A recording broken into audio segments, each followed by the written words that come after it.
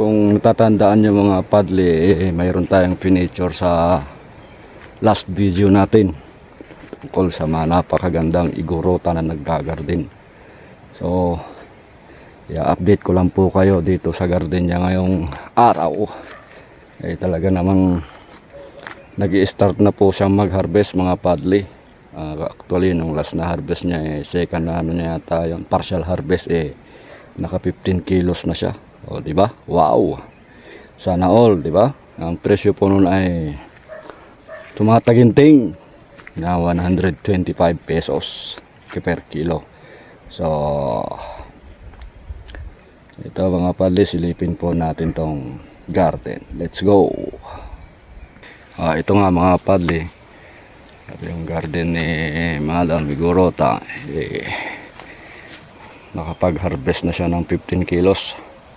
Pangalawang partial harvest niya mga padli. Ito, ang ganda pa rin ng ano niya, ng tubo ng kamatis. Pero dahil nga dito sa panahon naman ako po, ito nga po ang mga leaf miner. Pero may mga mangilan-ngilan din siyang mga white flies mga padli. Ito yung number 1 na sumisira ng dahon ng ano natin, pananim natin. Hindi may iwasan yan. Ayan, may mga hinog na naman siya mga padli. Okay. Yung iba maliliit pa. Ito mga 6 or 7 or 2 hanggang 10 times na makakapag-harvest siya bago niya ma-harvest ulit itong maliliit na mga to. Ayan.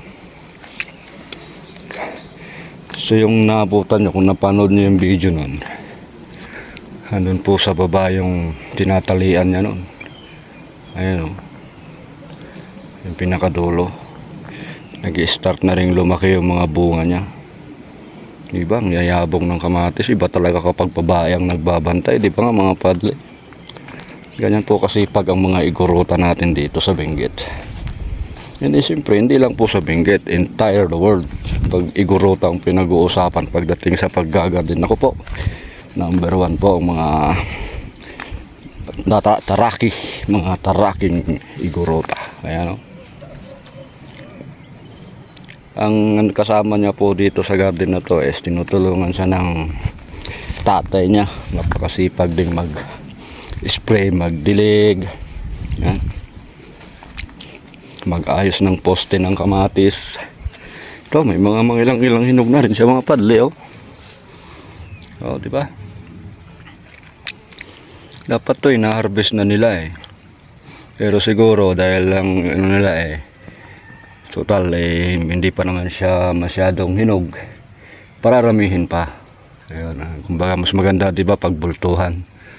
So ayan, napakagandaming bunga ng kamatis mga padli. Ito ang panira ng ano no? Panira ng view. Ang ganda-ganda sana ng tubo nung pananim nila pinaspasan ng leaf miner.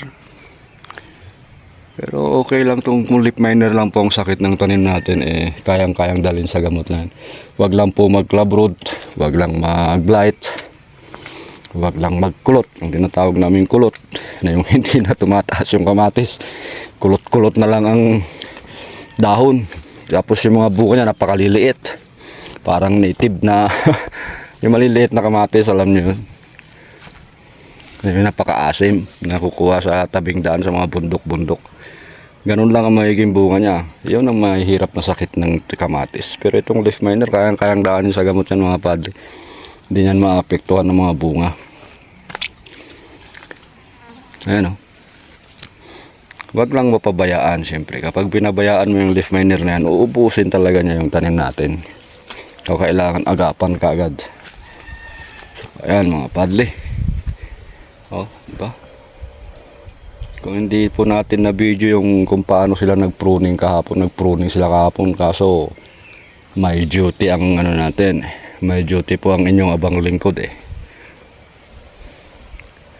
Ayan. Diba? Napakaganda. Iba talaga kapag igorotang nagbabantay. Diba? Parang ano lang yan Parang nananalamin lang. Kumbaga nagpupulbos. Ganun lang. Parang minimake upan niya lang ng ano yung mga pananim niya para gumanda kagaya nila, di ba? Alright mga padli.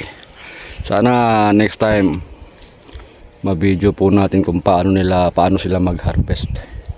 Sana may pagkakataon tayong makapasyal ulit dito sa garden na to at mabigyan tayo ng pagkakataong makapag-video habang nag-harvest po sila. Okay, till next video mga padli. Salamat ulit sa panonood. Mabuhay po ang kaigurutan.